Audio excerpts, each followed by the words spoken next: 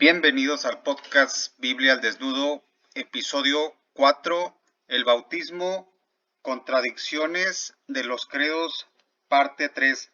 En el episodio anterior vimos cómo la confesión belga y el catecismo de Heidelberg ofrecían declaraciones confusas y contradictorias sobre la salvación por gracia a través de la fe y lo que sucede en el bautismo. Este episodio detalla más de lo mismo, esta vez en la confesión de Westminster. Bienvenidos nuevamente al podcast La Biblia al Desnudo. En el episodio anterior del podcast analizamos el catecismo de Heidelberg y sus declaraciones confusas sobre la salvación solo por gracia a través de la fe y lo que dice que logra el bautismo. Aunque el catecismo afirmó lo primero, su claridad en ese sentido se vio empañada por declaraciones descuidadas sobre el bautismo que siguieron. En este episodio veremos el mismo tipo de lenguaje problemático en partes de la confesión de Westminster. Nuestro procedimiento será que daré el título del capítulo de la confesión y luego leeré su contenido y luego ofreceré algunos comentarios. Así que comencemos. Capítulo 11 de la confesión de Westminster de la justificación. Capítulo 1. A los que Dios llama eficazmente, también los justifica gratuitamente, no infundiéndoles justicia, sino perdonando sus pecados y contando y aceptando sus personas como justas, no por algo obrado en ellos o hecho por ellos, sino solo por causa de Cristo, no imputándoles la fe en sí, el acto de creer o cualquier otra obediencia evangélica como su justicia, pero al imputarles la obediencia y satisfacción de Cristo, ellos lo reciben y descansaron en él y en su justicia por la fe, la cual no tienen por sí mismos, pues es don de Dios. Ahora bien, esa es una declaración muy clara sobre la naturaleza exclusiva de la justificación, independientemente de cualquier acto humano. El siguiente párrafo de la confesión comienza reforzando el primero, pero luego logra arrebatar la confusión de las fauces de la claridad. Punto número 2. La fe que recibe y descansa en Cristo y su justicia es el único instrumento de la justificación. Sin embargo, no está sola en la persona justificada, sino siempre está acompañada por todas las demás gracias salvadoras, y no es una fe muerta, sino que obra por el amor. Esta es una redacción un tanto curiosa. Uno se pregunta qué se quiere decir con otras gracias salvadoras, especialmente porque el bautismo se considera un sacramento más adelante en la confesión. Pasemos al sexto punto de esta sección de la confesión. Punto número 6. La justificación de los creyentes bajo el Antiguo Testamento era, en todos estos aspectos, una y la misma que la justificación de los creyentes bajo el Nuevo Testamento.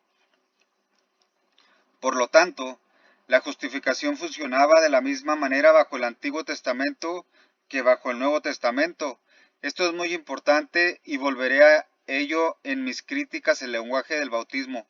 Vayamos ahí ahora, al capítulo 27 de la Confesión de Westminster de los Sacramentos. En el punto número 1, los sacramentos son signos y sellos sagrados del pacto de gracia, instituidos inmediatamente por Dios para representar a Cristo y sus beneficios y para confirmar nuestro interés en Él, como también para poner una diferencia visible entre los que pertenecen a la Iglesia y el resto del mundo y comprometerlos solemnemente al servicio de Dios en Cristo según su palabra. Punto número 2. En cada sacramento hay una relación espiritual o unción sacramental entre el signo y la cosa significada, de donde sucede que los hombres y efectos de uno se atribuyen al otro. Ahora, piensen en lo que acabo de leer.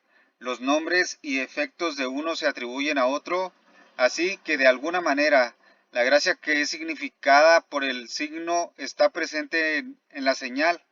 La cosa significada, gracia, se atribuye a la señal. ¿Por qué necesitamos un lenguaje como este?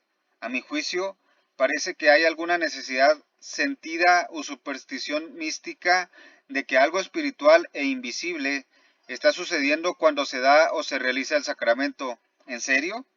¿Tenemos un solo versículo del Antiguo Testamento que diga que algo místico estaba sucediendo con la circuncisión?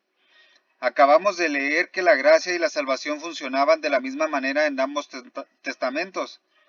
¿Se impartía o desencadenaba la gracia de alguna manera en la circuncisión? Lástima por las niñas y mujeres israelitas. Simplemente no hay nada parecido a esto en el texto del Antiguo Testamento. Es artificial e insertado en estas narraciones debido a esta extraña visión mística. La conexión mística no se deriva del texto. Nunca se nos dice que los miembros de la casa de Abraham, que fueran circuncidados, creyeran en algo en absoluto. Y sin embargo, en lo que sigue, esta circuncisión familiar se utilizará para justificar una visión mística del bautismo. Pasemos al punto 4 de esta sección de la Confesión de Westminster. Solo hay dos sacramentos ordenados por Cristo nuestro Señor en los Evangelios, es decir, el bautismo y la cena del Señor, ninguno de los cuales puede ser dispensado por nadie más que un solo ministro de la palabra legítimamente ordenada. Ahora, me pregunto por qué importaría quién realiza el bautismo. ¿Hay algún versículo del Nuevo Testamento que diga que solo los ancianos u obispos deben bautizar o servir la comunión? Esto me suena muy mediador, como si la gracia se estuviera dispensando a través de una figura sacerdotal. Pero sigamos adelante. Pasemos al capítulo 28 del bautismo. En el punto 1.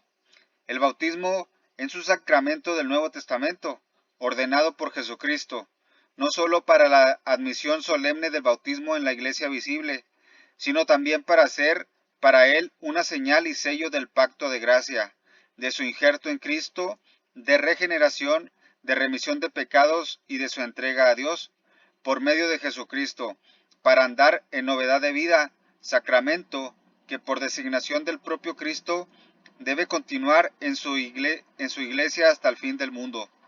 En esta sección aprendemos que el bautismo es una señal y sello de ciertas cosas para el receptor, y estas cosas son el pacto de gracia, la regeneración, la remisión de pecados y entregarse a Dios para andar en novedad de vida. Aquí está mi pregunta. ¿De dónde está el versículo en la Biblia que dice que la circuncisión es una señal de regeneración y remisión de pecados? Sin esa evidencia bíblica, lo que dice la confesión es erróneo, al menos si queremos ser coherentes en lo que decimos sobre el bautismo, que también podemos decirlo sobre la circuncisión. La circuncisión era por supuesto la señal del pacto abrámico, pero no un así llamado pacto de gracia que en realidad nunca se menciona en la Biblia. Así que esta ecuación también falla aquí. Pasemos al punto 4 en esta sección de la confesión. No solo aquellos que realmente profesan fe y obediencia a Cristo, sino también los bebés de uno o ambos padres creyentes deben ser bautizados. Este lenguaje es muy interesante, ya que distingue a los que profesan la fe de los bebés que reciben el bautismo.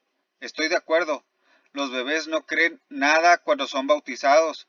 Todos estamos agradecidos de que un bebé sea capaz de reconocer de dónde proviene la leche de su mamá, y mucho menos de poner sobre ellos la carga de entender el Evangelio.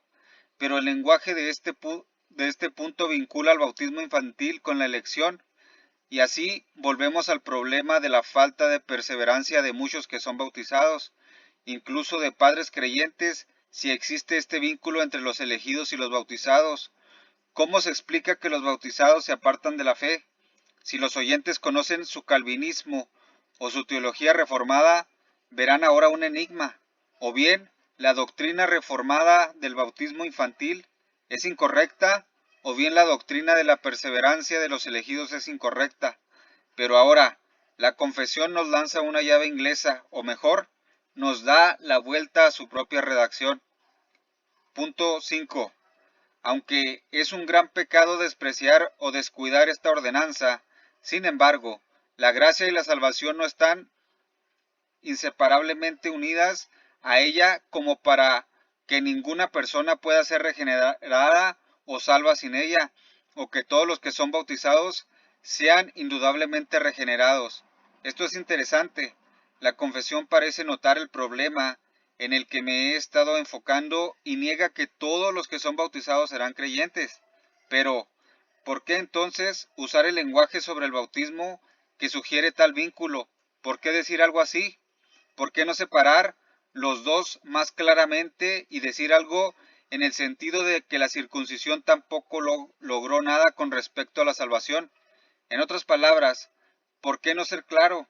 Desafortunadamente, la confesión en este punto vuelve sobre sí misma al vincular el bautismo con la dispensación de la gracia en la siguiente sección. Punto 6.